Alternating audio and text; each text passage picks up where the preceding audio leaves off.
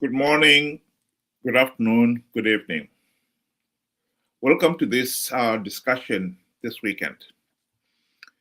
Tonight, we'd like to focus on the Constitutional Amendment Bill number 3. To me, in my view, it's a done deal. ZANU-PF is going to get that bill passed.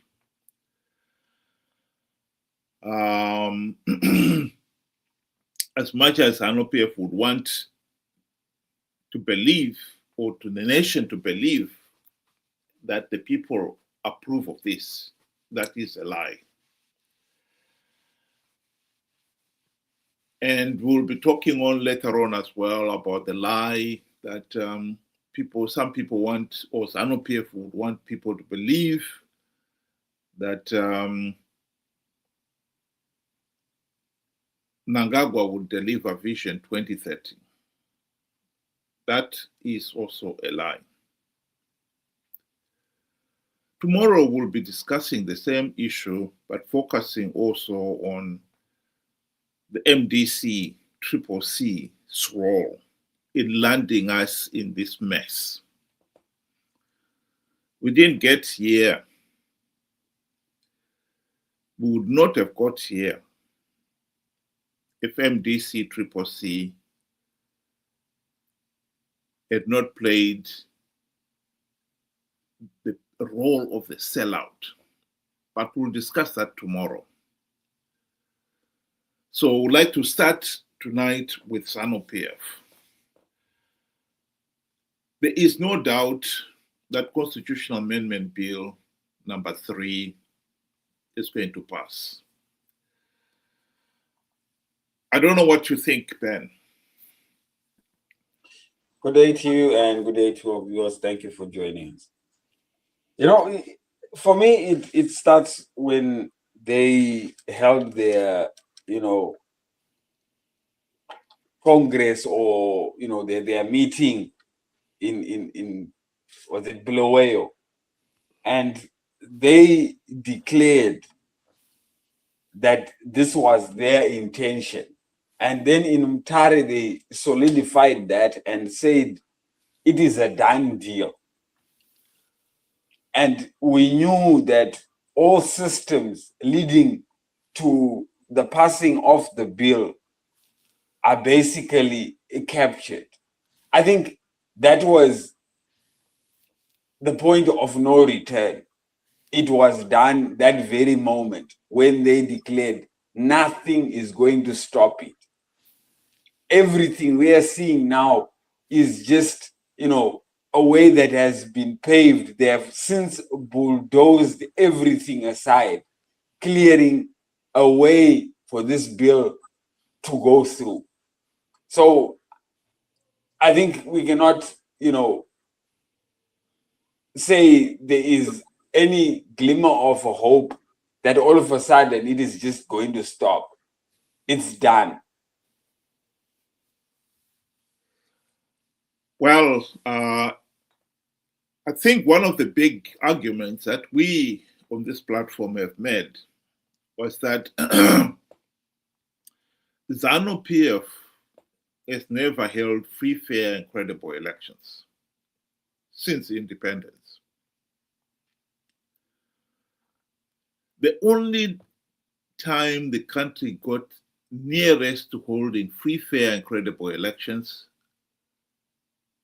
was in 2008, when SADC had forced the ZANU-PF to implement a number of electoral changes for the 2008 election, notably forcing the regime that the counting of the ballots would be done at each polling station, and the results must be announced there and then, and copies posted for public display. That arrangement was made so quickly towards the elections that ZANU-PF was not able to come up with ways to counteract it. So as the March electoral votes started to pour in, it became clear that ZANU-PF was losing. And most of the other leaders, including the likes of Didmas Mutasa and even Robert Mugabe himself, accepted that ZANU-PF was losing the 2008 elections. It was none other than Emmerson Dambuzo Mnangagwa and Chiwenga who stepped in and launched Operation Mafoterapapi, whose primary purpose was, number one, to wrestle power from MDC,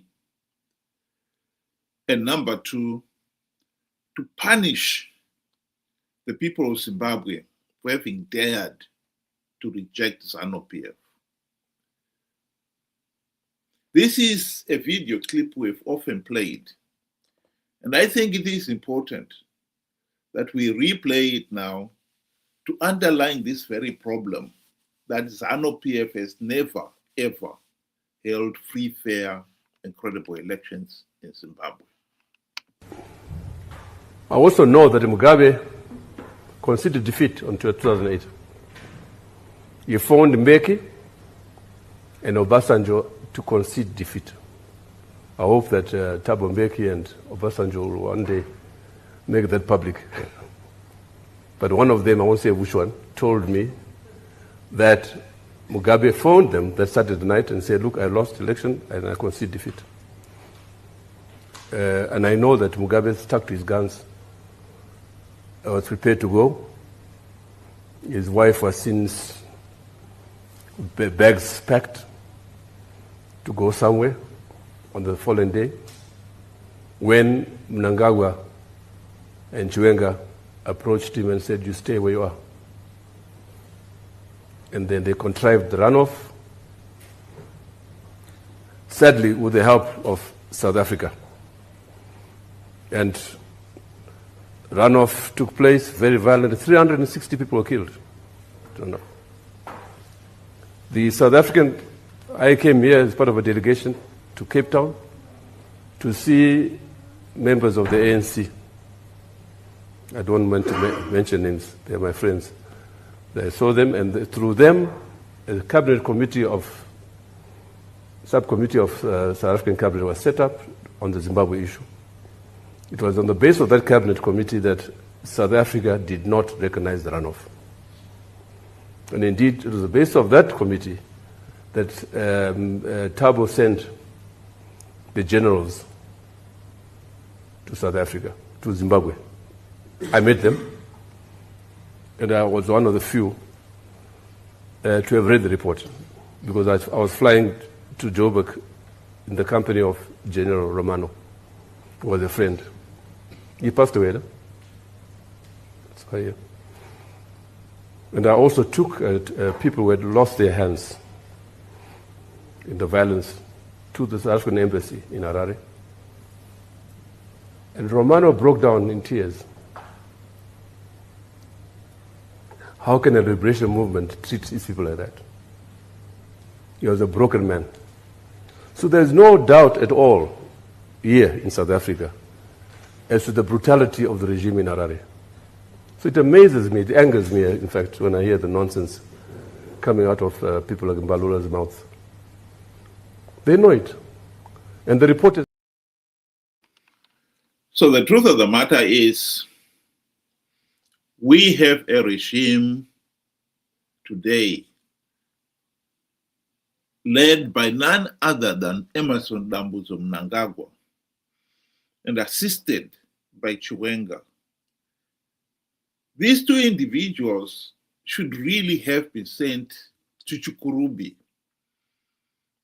after the 2008 Operation Mafoterapapi.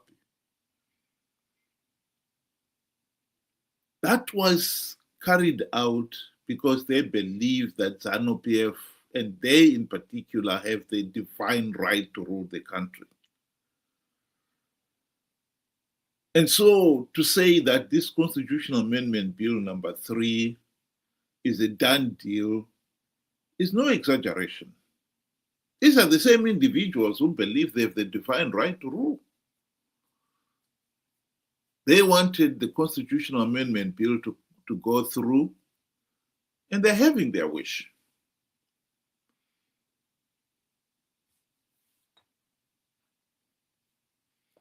What I find particularly disappointing is that Zimbabwe is 46 years old.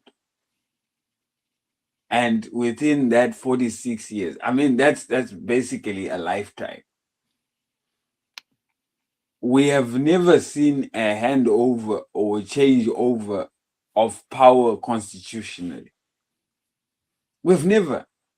We see on television, internet, where people participate in elections, and the incumbent loses or he wins again, and new government comes in, new way of life, new way.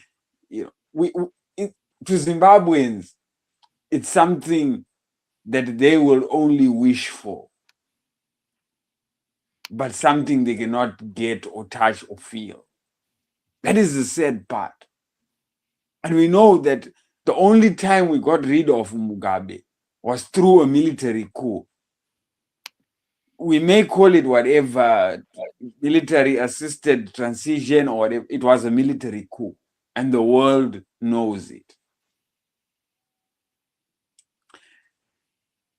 The most sickening part is, once we got rid of Mugabe, we put Mnangagwa and Chiwenga at the helm. The first order of business they had was to start ED 2030. And to me, and I think, to the rest of every Zimbabwean out there and the world, they were puzzled to say, why are we talking about 2030 when we know that constitutionally he cannot get there? How can we say Vision 2030, fully knowing that we cannot get to 2030 when the Constitution says it's 5-year term? From 2018, 28 is the boundary that cannot be crossed. And I think it was deliberately done. It was from the onset that,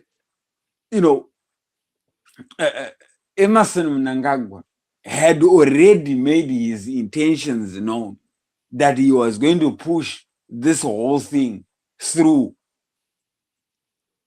and past his term limits. The problem with many of us is that we couldn't see the writing on the wall. Just the same way where you find, Zimbabwe celebrated the removal of Mugabe, replacing with Mnangagwa. I mean, I think that is a big sign that we can be incredibly naive. And I'm not shocked that we could not see that this Vision 2030 was meant to bulldoze the Constitution and extend the term. And I won't be surprised they will say he's done a marvelous job in 2030. He can still go on. So we are in serious trouble. ZANU-PF has now gotten accustomed to getting their way by hook and by crook. It started with rigging elections. It started with, bribing. It started, offering, food, hampers, and buying everybody out. And now they've got their foot right on our necks. And it's going to be very difficult to stop because the momentum is in their favor. Well, one of the ideologies that ZANU-PF has always had is this belief that they have the divine right to rule the country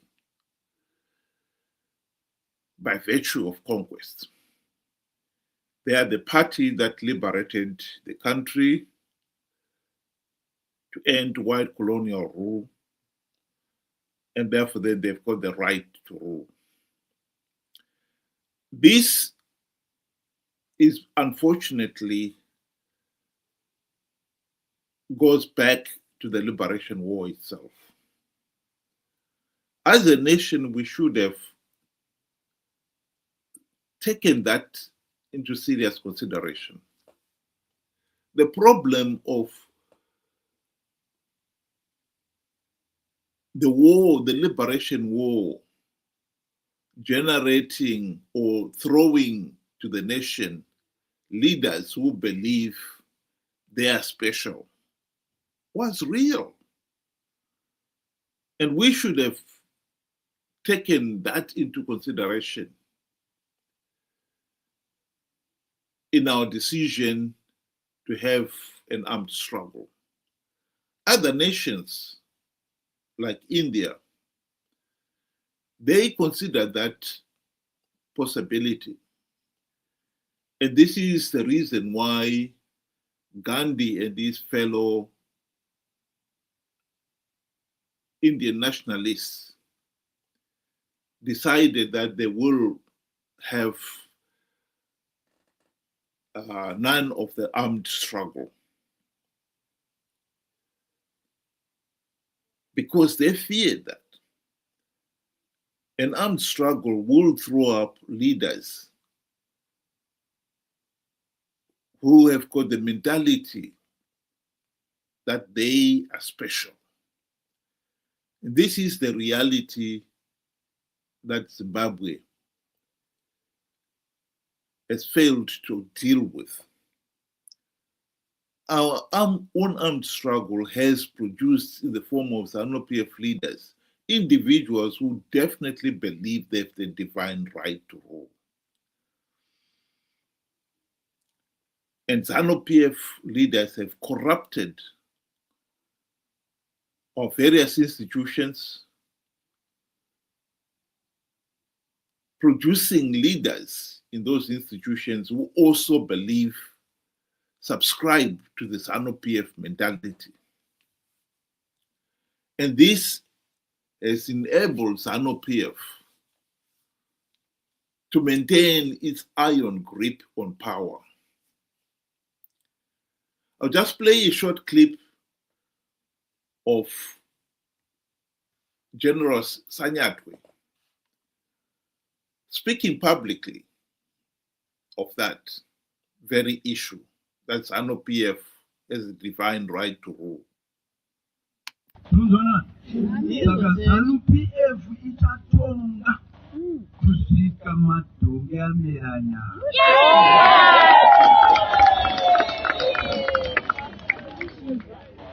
Muchida musingadi. Ameni. Apa ndakutaura sakomanda ami. Shashandisa inonzi command voting. Yes.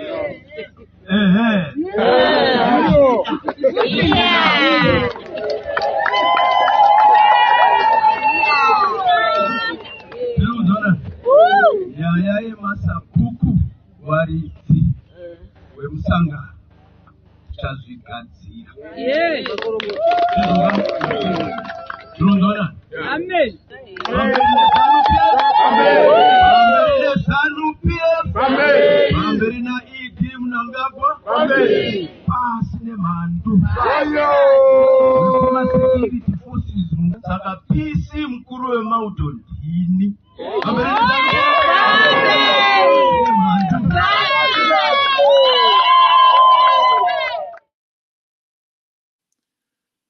When you have brainwashed your military and police and CIO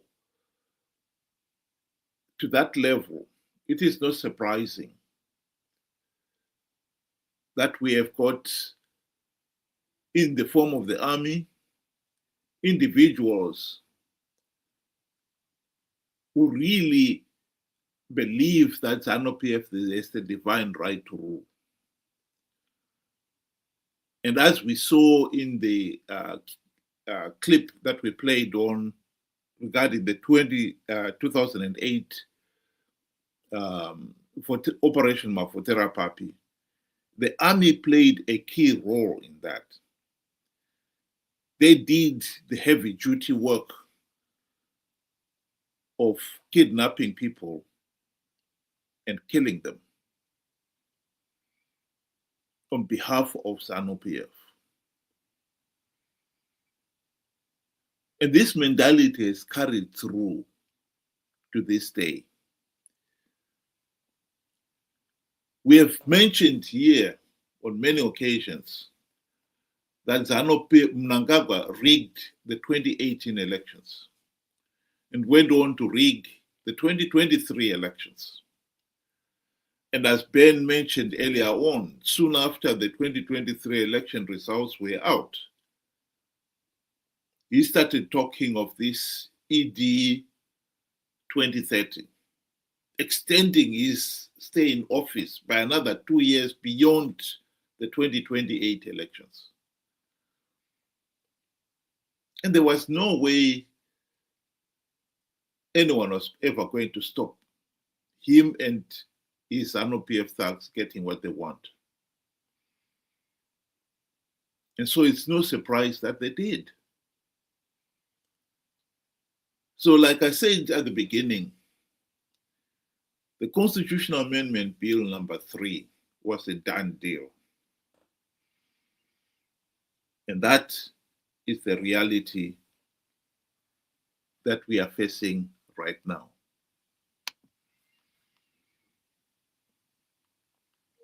I think the biggest tragedy that we face as Zimbabwe is the belief that we are a democratic nation. I think that is the biggest problem that we have as Zimbabweans. Yes, you've got an opposition. That is what a democracy is supposed to look like. You're supposed to have a ruling party and many other different candidates, individuals, and so forth. But then the question that comes into mind is, are our elections actually free, fair, and credible? And the answer is no. And this is not my opinion. We send in, observers to come and observe how we conduct our elections pre, on the day, and post elections. And each and every time, Zimbabwe has been getting a damning report. Your elections are not meeting international standards. They are not meeting SADC guidelines. They are not meeting your own constitution. This is what the report said in 2023. So we cannot then say we are a democratic nation when we are performing below standard. And now it brings back to my point to say, the nearest that ZANU-PF, or let's say the nearest that we ever got to a democracy, was back in 2028, when ZANU-PF lost the elections and decided to sit on the results for nearly 2 months while cooking them up. And it was during that time that the likes of General Chiwenga stated that they would never salute somebody who had no war credential.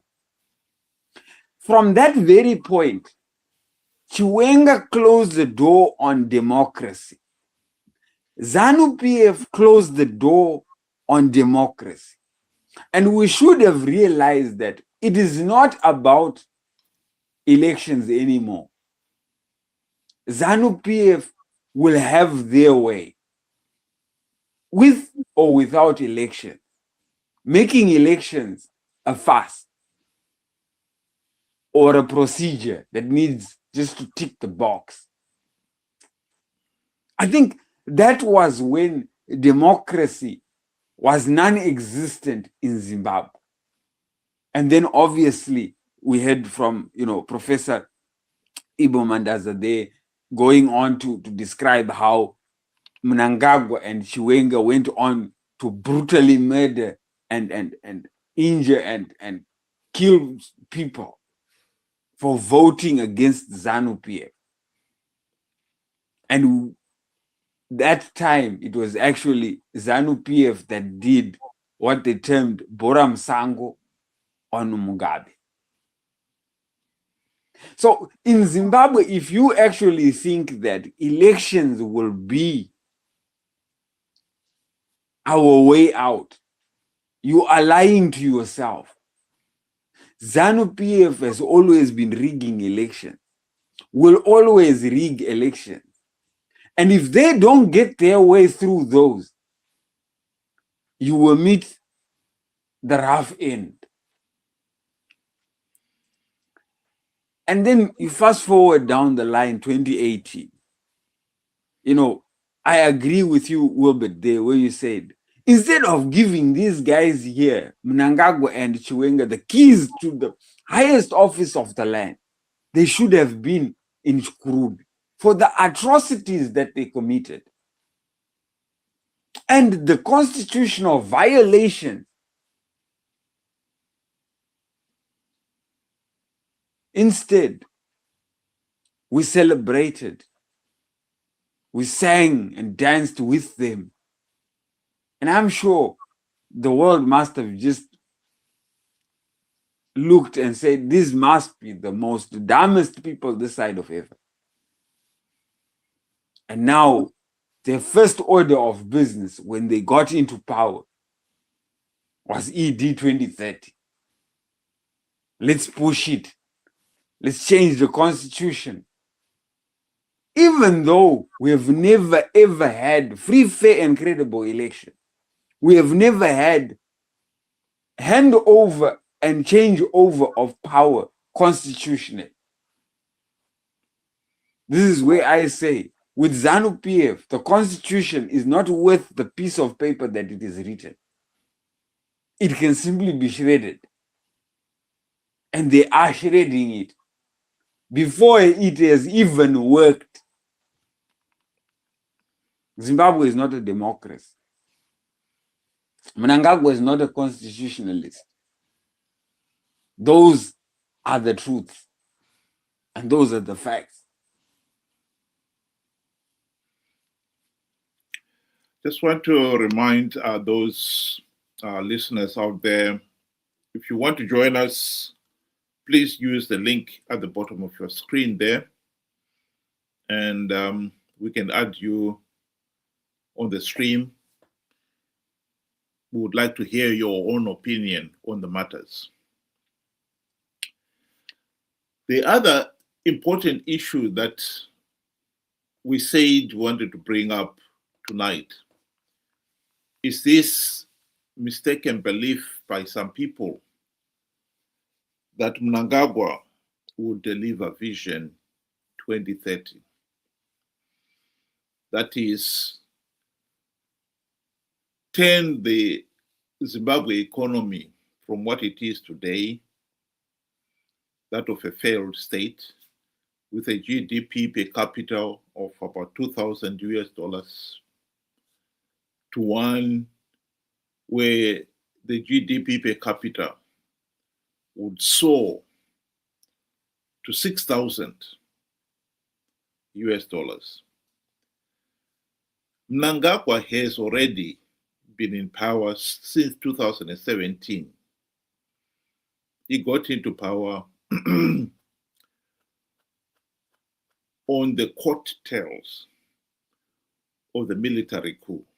The people didn't have a say in that. He went on to rig the 2018 elections and then went on to rig the 2023 elections. And has rigged this constitutional amendment bill process. And yet he insists that he wants to stay in power until 2030 because he's the only man who will deliver this change of fortune where the country's GDP per capita will rise from the current 2,000 US dollars to 6,000, threefold. I would like to dismiss that as a mirage. That is completely out of the question. It will never happen. And the explanation for it is very simple and very clear. Mnangagwa is just one of those buffoons who honestly believe they are very smart, overconfident. When he took over in 2017, within a few days of getting into office, he started talking of Zimbabwe is open for business, a mantra that he promoted with a passion, and started wearing his trademark scarf. He was convinced that he was going to turn Zimbabwe's economic fortune around. Zimbabwe would be a prosperous nation. He never doubted that for 1 minute. He took over in November 2017. In January, the following year, he went to the Economic Forum in Switzerland, where he took with him a high-powered delegation, all wearing the scarves, to promote this Zimbabwe is open for business. He was convinced he was going to be followed by a flood of investors to pick up Zimbabwe's economy. That did not happen. It was to take another year before the penny dropped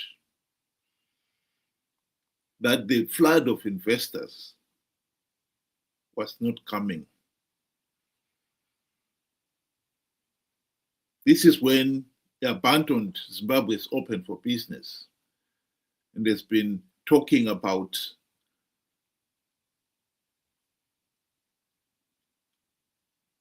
Zimbabwe inovakwa nevene vayo.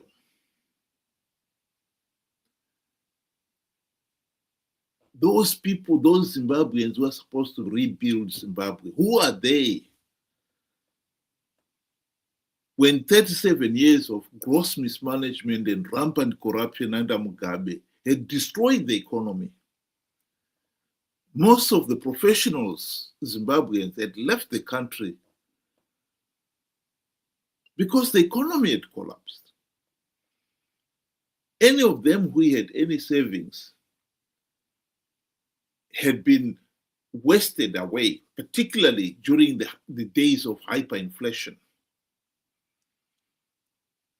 So who are the Zimbabweans he's talking about?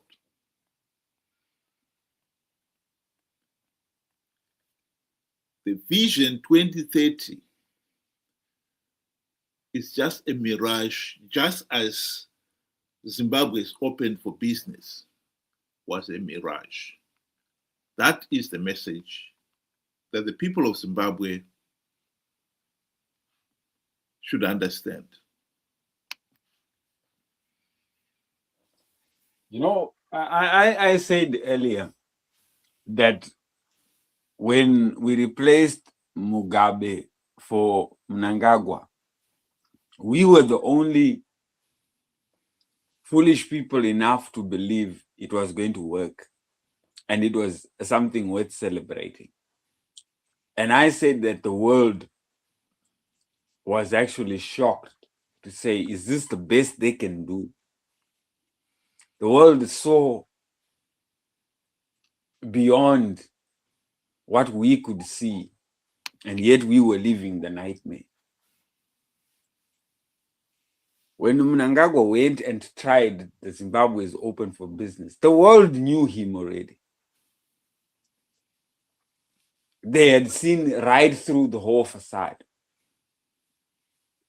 And rightfully, when he came back alone. There weren't the millions that he was expecting. There weren't big investments that he was expecting. And like you said, he quickly jumped ship and said, let's build it on our own.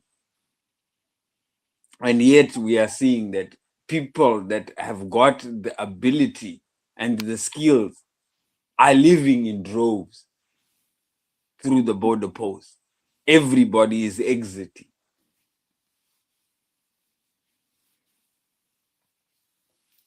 You know, the biggest problem is that ZANU-PF, their wish to hold on to power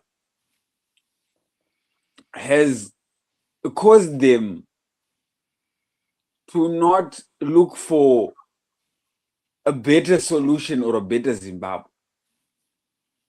This whole business of Vision 2030 will never see the light of day, especially when you find a president who goes and chooses his surrounding, his cabinet and his members, and chooses them not according to merit, but according to how loud you can sing the slogan.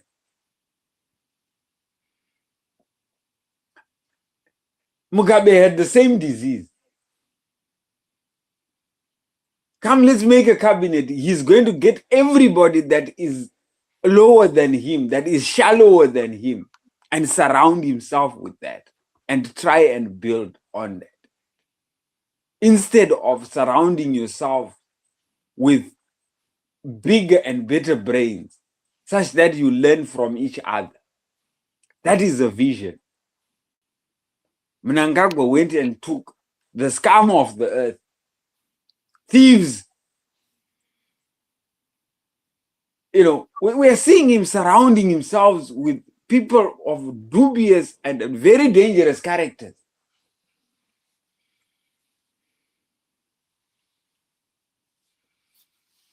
And he's taking advice from them, building a Vision 2030. And look at it this way. Mnangagwa has been at the helm since 2018. And now we are in 2026. That is 8 years gone. That vision, the foundation, is not even there yet. There is no vision to talk about. If I was to say, you know, show me what he has done, the only thing that one would probably show is a trababela. Our roads are in a poor state. The health is still empty. There's no medicines in the hospitals. It's poorly equipped. Schools is the same thing. So where is the vision? 8 years into. And then we believe that all of a sudden, if we extend his tenure by 2 years, everything is just going to be miraculously done within the next 4 years. That would be incredibly naive and a marvel to many. ZANU-PF has made it in a way where they do not even want a prosperous Zimbabwe. A prosperous Zimbabwe is a threat on ZANU-PF because it will make people spread their wings and fly. People will have control. You can no longer give them sapatina to get their vote. They will demand more. They will not be able to afford the vote rigging. They won't be able to afford, buying people.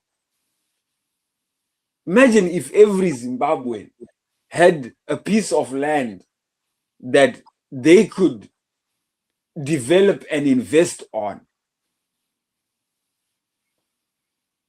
We would be sitting very pretty. So they want us impoverished. That way, we are beholden to them. We owe it to them for our survival. If you don't vote ZANU-PF, or if you're not registered under ZANU-PF, you're not going to get maize seed for the next coming season. Then, therefore, the rural folk, because they don't have money and they cannot afford to buy their own seed, they will quickly rush and register their name. You cannot own the land. The land is owned by the president. Through the chiefs, you get land. And the chiefs make sure that your name is in the ZANU-PF account. ZANU-PF does not want a prosperous Zimbabwe. That way, they keep a firm grip on the people and how far the people can fly. So we are on a leash. We can easily get pulled in if we want to spread our wings and fly too far. That is ZANU-PF. There was no Vision 2030. There will never be a Vision 2030 with ZANU-PF. In fact, there will be no vision with ZANU-PF, period. Just want to remind the listeners out there, if you can join us tomorrow, we'll have the same program. Tomorrow we'll be focusing on this CAB3, but this time we'll also want to discuss the role the opposition played in making this possible. To come back to the issue of why Vision 2030 is a mirage, I believe one of the main reasons why Vision 2030 is a mirage is because of corruption. Many people would agree that corruption during Mugabe's time was bad. But corruption since Mnangagwa came into office has become something totally different. It's gone into overdrive.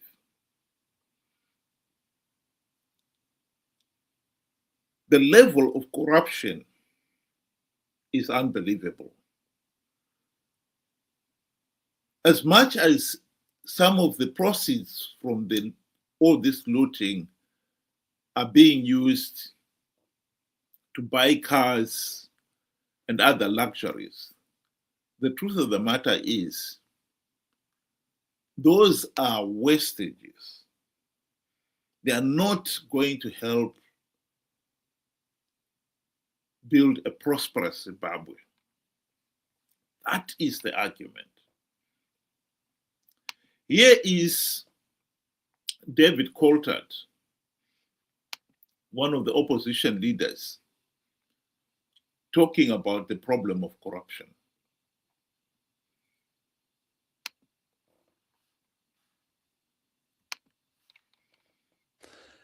The common thread today is this wedding. There were two people who did not attend the wedding yesterday.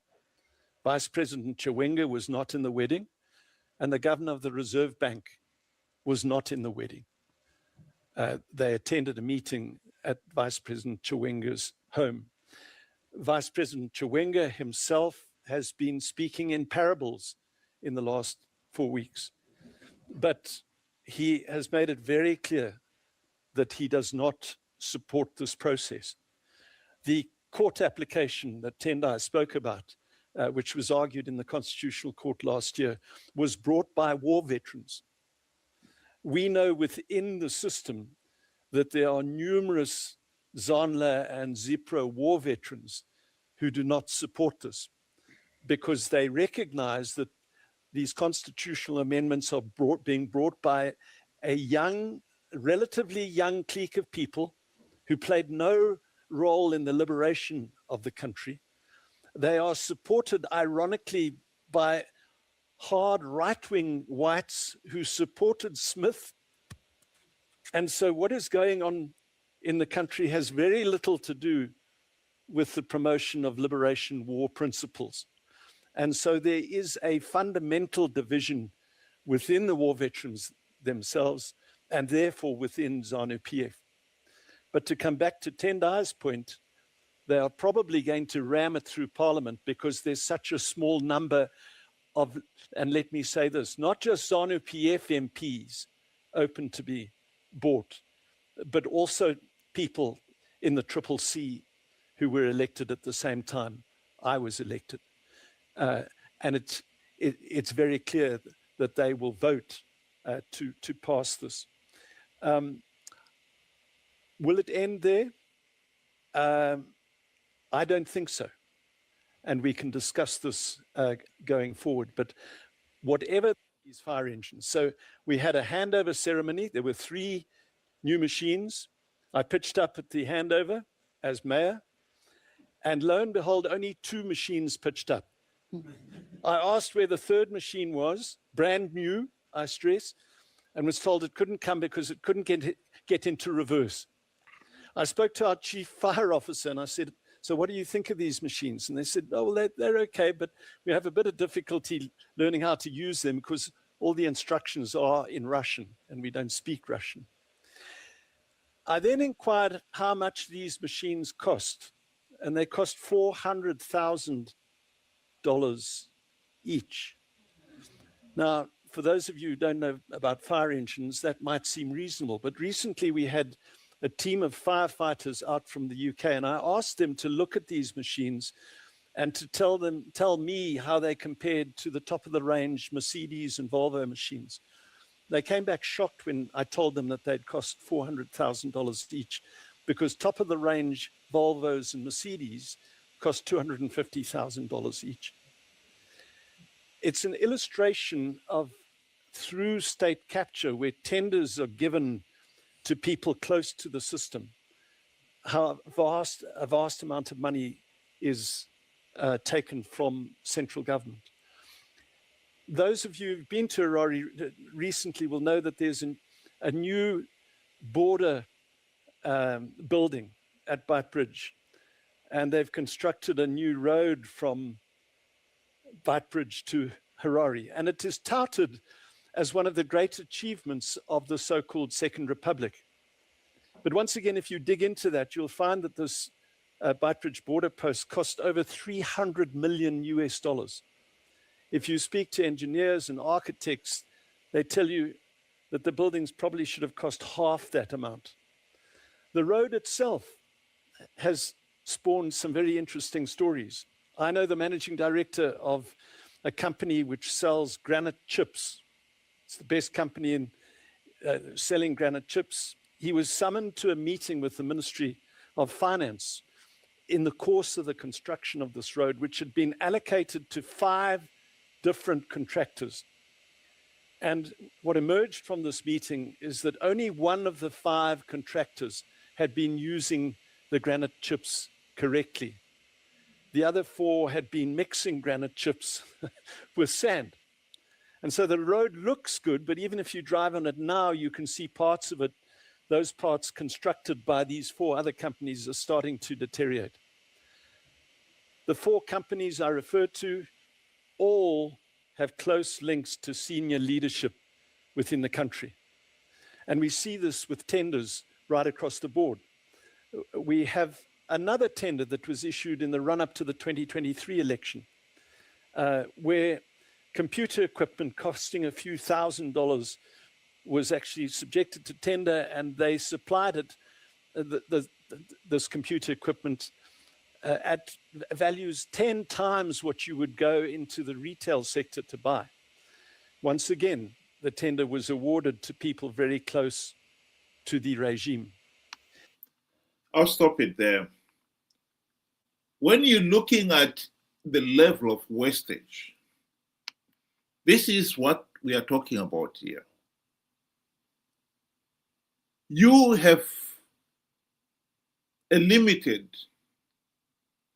amount of money, the Minister of Roads, Transport, to build new roads and to maintain the existing ones. But if you're going to spend a fortune to repair one road because of corruption, can only mean one thing: you will not be able to maintain the other roads. Like I said before, corruption under ZANU-PF has become rampant. And for anyone to think that Mnangagwa is going to deliver economic prosperity when corruption is rampant clearly shows you don't know what you're talking about. Corruption is one of the most wasteful, economically wasteful of the human resources and the material resources. And economic prosperity does not come from wasting. So we don't even have to wait until the end of the year to see whether or not Mnangagwa is going to deliver Vision 2030. We already know it. This is an individual who believes in himself so much so he doesn't even listen to anybody else. The people themselves, the people of Zimbabwe,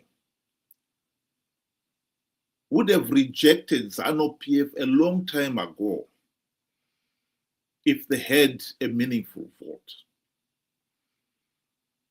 But like we've shown, this regime has been able to impose itself on the nation by rigging the elections.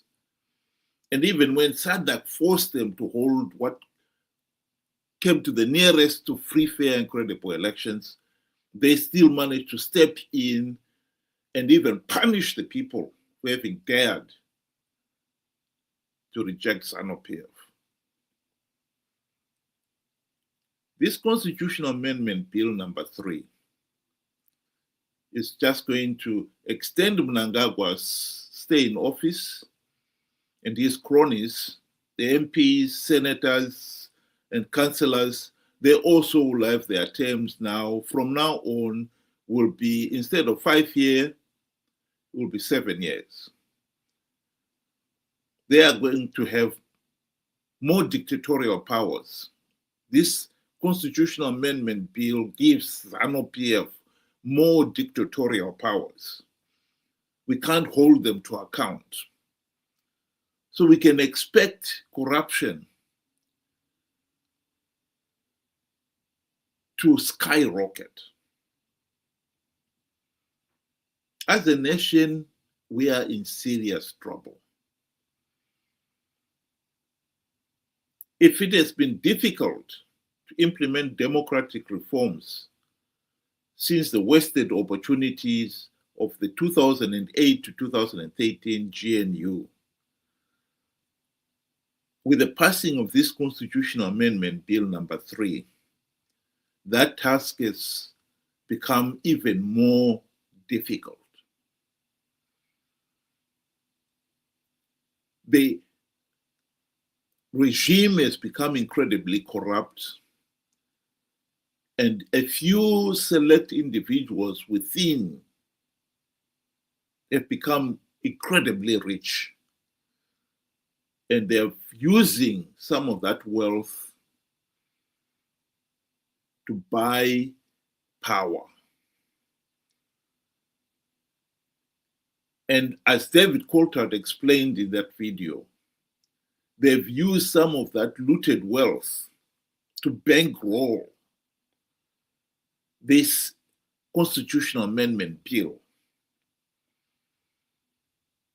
And they will use some of that wealth to destabilize the opposition and anyone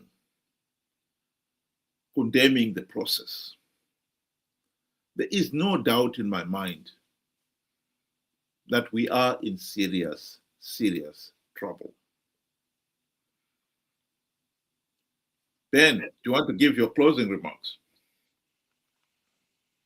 In closing, just a few weeks back, the government of Zimbabwe went, to the Western countries to go and ask for loans, since they are saying now sanctions have been taken off. They can now go and borrow again.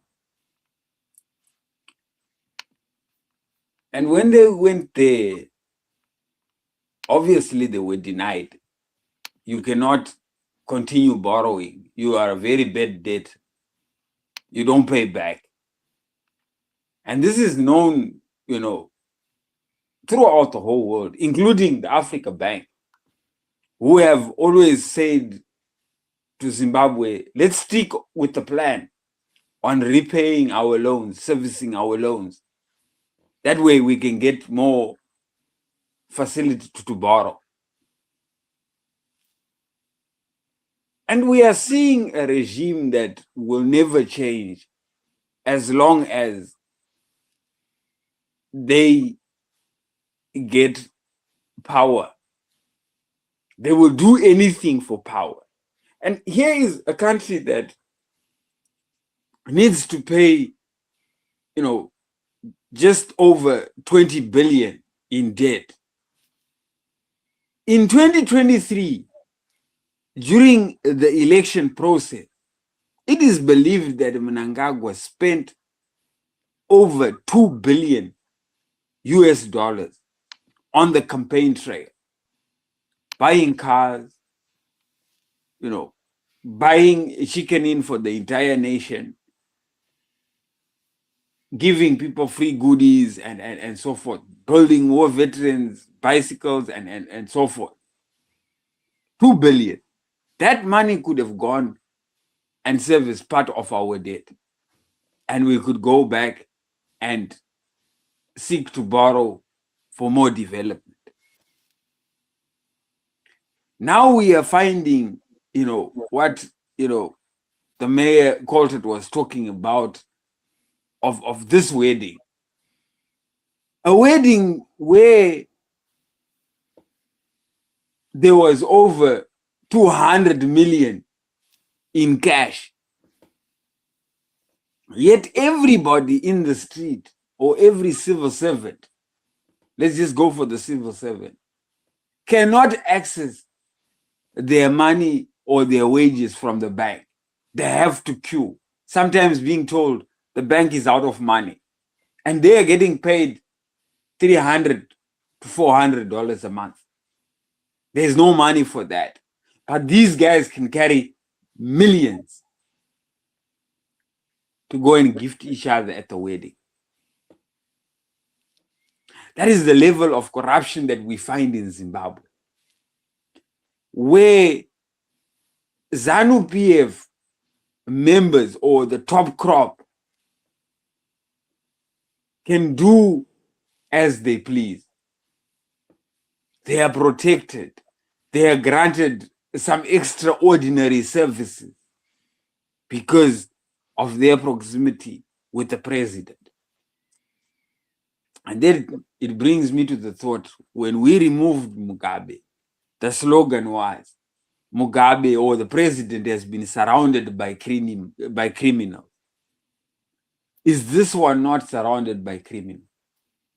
If surely when the rest of the country cannot access money for which they have worked for, thieves can access millions of money they never worked for, buy cars for each other, donate cars, over 700 cars are going to be given to the police, to the soldiers by the end of this year.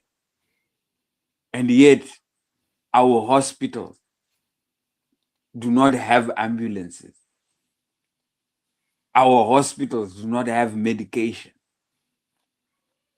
If you break a leg today and you go to a hospital, they will tie it up with cardboard box.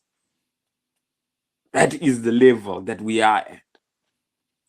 And the world sees this. This is why they are constantly denied money or access to any debt, any money, because they are spending more than they can actually bring out. And whatever they are bringing out, they are stealing it again.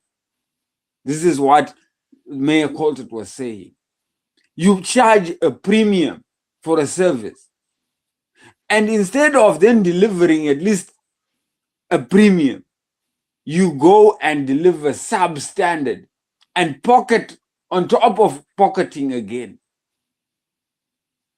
This is why you find they have so much money to throw away and to do all fancy manner of things. Yet the ordinary Zimbabwean out there is living under $1 a day. Under $1 a day. Vision 2030. My foot. Just want to remind those of you who can join us tomorrow that we'll be carrying on with this Constitutional Amendment Bill number 3. But this time we'll also want to bring up the issues of the role that the opposition, MDC, CCC, have played in getting us into this mess. I hope you'll be able to join us. You can join us and have your say and use the link at the bottom of the screen there. And in conclusion, I would like to emphasize that this Constitutional Amendment Bill number 3, as much as the ZANU-PF would want to give the impression that the people of Zimbabwe wanted it, the truth of the matter is the people have nothing to say about it. The people of Zimbabwe have never had any democratic say in the governance of the country. That is at the heart of it. Mnangagwa himself went into State House following a military coup. The people had nothing to say in that. He rigged the 2018 elections. The people had nothing to say in that. He rigged the 2023 elections. The people had nothing to say in that. The Constitutional Amendment Bill number 3 suited Mnangagwa and it suited these ZANU-PF thugs. The Constitutional Amendment process was much easier to rig than rigging the elections. And they have rigged the process to deliver that Constitutional Amendment Bill number 3. History will record it as such. Thank you very much for joining us today. Have a good day.